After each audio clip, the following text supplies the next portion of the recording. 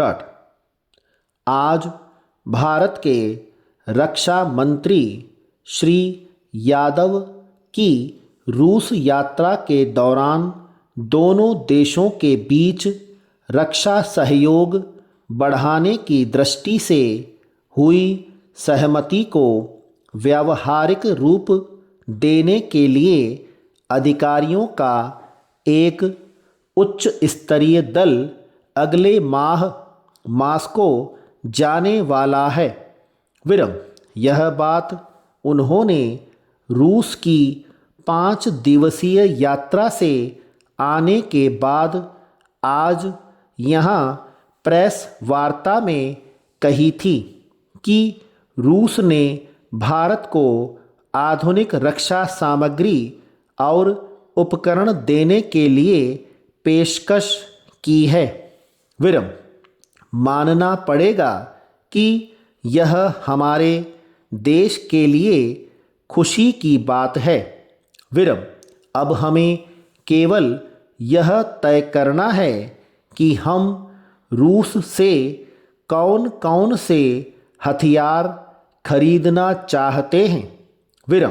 इस संबंध में अधिकारियों का एक दल भारत रूस संयुक्त कार्यदल की बैठक में हिस्सा लेने मास्को रवाना होने की संभावना व्यक्त की जा रही है।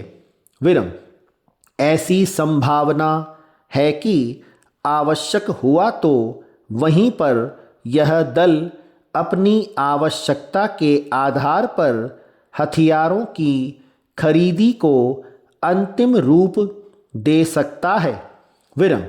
इन हथियारों की खरीदी के बारे में संवाददाताओं के बार बार पूछे जाने पर कि रूस से भारत क्या खरीदने वाला है, तब उन्होंने बताया कि सशस्त्र सेनाओं के लिए जिन हथियारों की आवश्यकता होगी उन्हीं हथियारों को खरीदा जाएगा।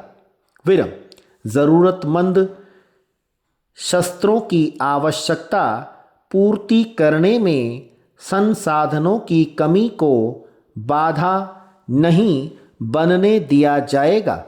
रूस के साथ संभावित रक्षा सौदों के बारे में अलग अलग तरह तरह के प्रश्नों का उत्तर देते हुए कहा कि यात्रा सौदे के लिए नहीं की जाती हैं, बल्कि नीतिगत मुद्दों को अंतिम रूप देने के लिए की जाती हैं और यह काम उन्होंने अपनी यात्रा के दौरान किया है।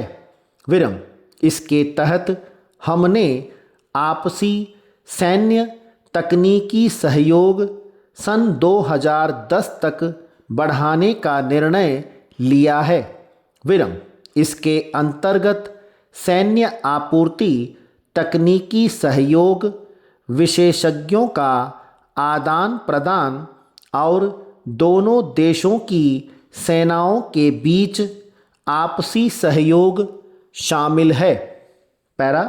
जहाँ तक मैं समझता हूँ कि रूस और भारत विश्व शांति के पक्षधर हैं। एक दृष्टि से मध्य और पूर्व एशिया के बारे में दोनों का दृष्टिकोण एक समान है।